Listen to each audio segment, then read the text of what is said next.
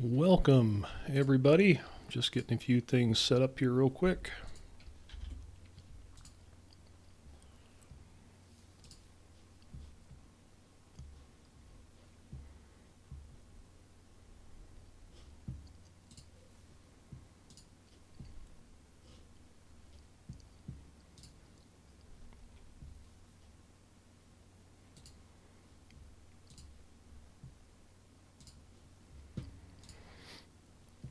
We'll get going here in just a quick second.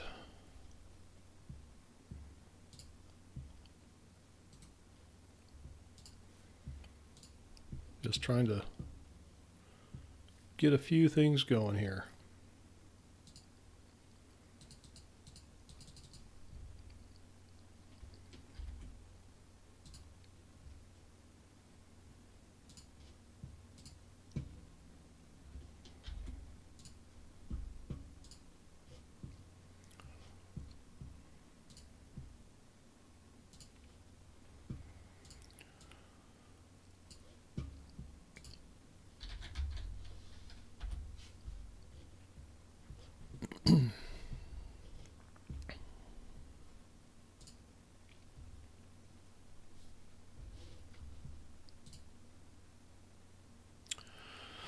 Okay, well, I guess we're as good as we're going to get. The chat doesn't want to... Oh, there it goes. No. Yep, all right. It's working. Somehow. I managed it. We're good. So, we're going to talk just a little bit about steelhead fishing today. And I'll be honest, I don't know much about steelhead fishing at all. I was lucky enough to have a friend and coworker that has done a lot of salmon and steelhead fishing. He took me out to a place where, out on the Skookumchuck River, and I hadn't fished that river in probably over 30 years. Yeah, it's been over 30 years since I fished it, and it looks so different out there. I wouldn't have even known my way around, but anyways, he took me out there, and we tried a few different things. Unfortunately, we didn't catch anything, but the water was so... It was just blowing out. It was so full of mud from... I think it's still trying to recover from all the flooding that we just had, just a couple weeks ago. Really, really dirty water. And I think you would have literally had to bump a lure off the nose of a fish for them to even see it. So we did try a few different things. His personal favorite lure is not this particular brand, but called the Nightmare. Got some orange with kind of a pearl white head and a little bit of a black tail. So that's the Nightmare jig. This is made by Arrow Jig, and he did say these are pretty good jigs. We were throwing a hand-tied jig from a buddy of mine, Don, who made these and sent those to him, or sent them to us, which is just black, pink head, black with a real nice pink tail on it. We lost a lot of these. We snagged up quite a bit, and he did give me a heads up. It's a snaggy river, so you're gonna lose stuff, and we certainly did. I fished a couple of beads. I was fishing hard beads, about 3 finger lengths down to a red number 2 hook. Snagged up that a few times too. Didn't get any bites on that. Didn't get any bites on the jigs. And the last thing that I tried fishing, just because it was a little bit larger presentation, and a little bit more color to it, more color, I should say, just a lot more pink to it, is I tried fishing some worms on I can't remember if it was a 1/4 ounce, no, maybe it was 1/8 ounce jig head, like a real bright jig head. And it was what it was. We were just giving it our best shot. I was hoping that maybe this week the rivers would clean up a little bit, but then we've had several days of some pretty hard rain, and I think we got another day or two maybe left of some hard rain. So I'm not sure that that the rivers are going to clean up enough. So now I can't say all rivers are blowing out. I don't know, but I knew the Skookumchuck was really muddy. We did see a lot of salmon rolling. We actually saw quite a few salmon rolling. There was one that I stepped down in the river in my waders and was just crossing a little shallow area of the river, and there was a salmon right in front of me, and he was just an old tore up chum, half rotted, but I couldn't see him. He was only a couple of inches under the water, and I saw some of the white flesh. That's what kind of tipped me off to him, and he kind of scooted up a little bit, and once he got about 6 inches underwater, I couldn't see even the white flesh anymore. That's how muddy the water was. So, but we fished for several hours out there, and we gave it our best shot. We did run into a guy who had been there all night. I guess he was fishing all night long. He did catch 2 fish, not steelhead, but he caught some salmon. And I think salmon season's over for the rivers, but he did hook into him, let him go, and he was happy to catch him, I'm sure, but no steelhead for him either. I know that they've got to be in there. We never saw any roll or jump or anything. Well, we saw some jumping. You hear the splash, you look. Of course, it's too late. You can't see the fish, but I can't be certain that they were or were not steelhead. But we never saw steelhead, but we did see quite a few salmon. So that was cool. But I'm definitely going to get back out there. 2026 is the year. I'm gonna put a lot of time and effort into trying to catch a nice steelhead. Like I said, I've never caught one before. I'm just learning this, so I don't know. I don't know a lot about steelhead at all. Now, how I was fishing it was, I had a slip bobber with a bobber stop above and below it, and I would just kind of keep adjusting that, and then down below that I had a 1/4 ounce weight with another leader, and then out to my lures here, and then I would just continue to adjust that slip bobber up and down until I was pretty confident that this thing was just barely off the bottom. And I could tell by the way the bobber was kind of moving through the water whether or not I was dragging bottom, or if that thing was standing up, and then that would tell me I was just off the bottom. And I would drag that thing along just off the bottom, casting up at about a 45-degree angle, let that thing float down, just keeping my pole high, mending my line, make sure my line wasn't getting caught in the current, and just let that thing go down to about a 45-degree angle down below me. And then I would just start letting line out and let that float down the river a little ways. And, so I was really hoping that we would pick something up, but again, water conditions were what they were. Bobber dogging, I guess they call it. So first time I ever fished anything quite like that. It wasn't hard. It's a little bit, depending on the depth of the river where you're fishing. I did notice, if I was casting in the deeper area, I'd have to move the bobber a little bit, and then that would, get me down deeper on my leader. But it's really, if it's too deep, it's kind of a pain to cast, because you might have a 6-8 foot leader out behind you and getting that thing out there. So, but that's okay. It was still a lot of fun, and I'm hoping that possibly, maybe this weekend, the water will be cleared up a little bit.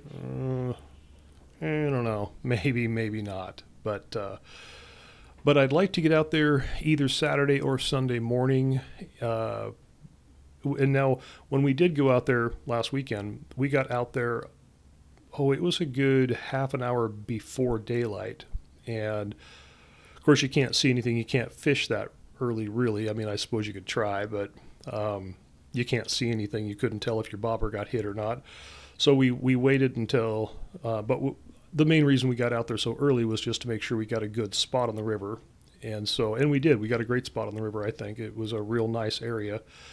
So we waited till daylight to where we could just light enough to where you could see the tip of that bobber, that orange or whatever color. I was running an orange, clear bobber with an orange top. So we'd cast that thing out there and, just let it float, do its thing. So I think maybe this weekend, I'll get out there and I'll try the same thing again, just casting out and letting it float just like I did before, and see what happens. But I don't know if any of you out there, I don't even know how many people are watching today. I didn't really announce this. Oh, 3 of you. Hi, 3 of you. Have ever done some steelhead fishing and what you've had the best luck with, whether it's little corkies, so the little corkies are, they've got hard ones and soft ones. I've heard pros and cons to either one. I don't know which one's better or worse, but I bought a whole bunch of hard ones, like I think 8 mil up to 12 mil or something like that.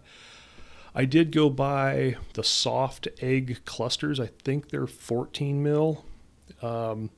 So I thought I'd maybe give those a try also and see if that made a difference.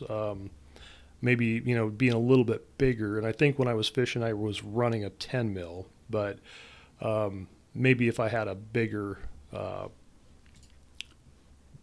presentation, maybe it would help, show that color through the water a little bit. So, but I don't know.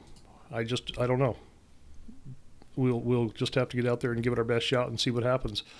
So I've been trying to watch a lot of YouTube videos on people fishing, and a lot of people say that these worms actually work pretty good. And they got them in some slightly different colors. They're all pretty bright, whether they're reds or pinks, and they have different shades of pink. Some have blue tails, some don't. Some have little black tip tails on them. I even thought about picking up some of those black tip tails. Only reason I say that is because the lures like this and like this nightmare color here, they do have black on them, and I wonder if there's maybe something to that. And I've heard a lot of people say that this type of color scheme here with the orange, black, and white are pretty good. So I guess all I can do is get out there and give it a try. So, but that's about it. My kid was with us too, Cody. At the very, very end, we were actually walking back to the trucks, and he had snagged and broke everything off. So he did tie a spinner on, and he threw a spinner a couple of times, but we were kind of on our way out. Didn't really spend a lot of time with it, but I don't know if the spinner would have. It was, I believe it was a blue fox. My buddy Darren that was out there with us, he gave us one of those, gave him one of those blue foxes to just tie on and try out. So I don't know if the spinner would have been, something we should have maybe tried more or not. Maybe the flash of the blade, maybe that would have penetrated through that muddier water better. But I don't know. And I do have a whole bunch of spinners in my salmon gear. So I could have probably, maybe I should have tried to tie one of those on and see if maybe that would have made a difference or not. Hard to say. But didn't, moving on to the lake subject and stuff, I did not, the weather has been so garbage that I didn't get out on the lake at all. No trout fishing, no bass, no perch, no nothing. Just didn't get out there. And we had a bunch of house projects here too that we were just trying to wrap up, doing a lot of molding and stuff around the house, a lot of trim molding. We remodeled the house last spring, and it's those last little projects that they haunt you. So we've just decided to jump in for about 3 days and just hammer down and try to get some of that stuff done. There are some other rivers. I was talking with a buddy of mine, Don, who ties these lures up here. Possibly the Winoochee and the Satsip River. He did tell me a couple of areas on the Winoochee to go try out, and so if I get time this weekend, I might run down that direction and go give that a try too. The guy that I fished with last weekend, he also says the Willapa is a good spot. The Willapa, that's a long drive. That's probably in the neighborhood of a 2-hour drive for me. So I don't know if I'll make it down that way or not. I probably will, just to go see the river, figure out where you can fish it, where the access points are, stuff like that. But, if you're going to get down there and kind of, claim your spot, then you're going to be leaving at, 2 hours before daylight, at least 2 hours before daylight, probably 2.5 to 3 hours before daylight. So, that makes for a long haul, long day, and then, get done fishing and 2.5 hours home. So, which, I don't mind traveling. It's okay. It's just, it can make for a long day when you're, turning and burning and not, so, yeah, but beyond that, it's that time of year. The weather's just been bad and it's been hard to get out. I do know back in the Midwest, Iowa specifically, my brother got out. He went out in one of those little huts. I forget what they call them officially, but little insulated huts that they put out on the frozen lakes and do their ice fishing. And they were catching some bluegill and perch and stuff out there. They were hoping to maybe pick up a walleye, but no walleyes. So, but he did get some nice perch, and I think he was talking about maybe getting out of archery hunting and investing some of that money, sell his bow and stuff, and investing some of that money into some ice fishing equipment, maybe a shorter pole and one of those little insulated huts with I think he's already got a Mr. Buddy heater, but we FaceTimed each other when he was out there, and he looked pretty comfortable in that thing, and they were even having to unzip some of the windows to let some of the heat out, so, which was kind of cool. But they had a little sonar set up, and I think they had 3 or 4 holes drilled. I think they had 2 pole holes and 2 sonar holes, or maybe it was just 1 sonar hole anyways. And you could see the fish, oh, here comes some fish. And then they'd start, working the baits and jigs and whatever. But it looked pretty fun. I did take the camera with me out to the river. I did get some footage, but it's pretty boring and it's pretty gray and it was pretty wet. So it was kind of the coolest thing we had was a blue heron flew in and landed like 15 feet away from my kid. And not only that, but it started walking toward him like, you got some food, buddy? So that was actually pretty cool to see. Maybe I'll make a quick little short video out of that or something. But there was just no action at all. So it'd be a pretty boring video just watching us sit out there for hours casting.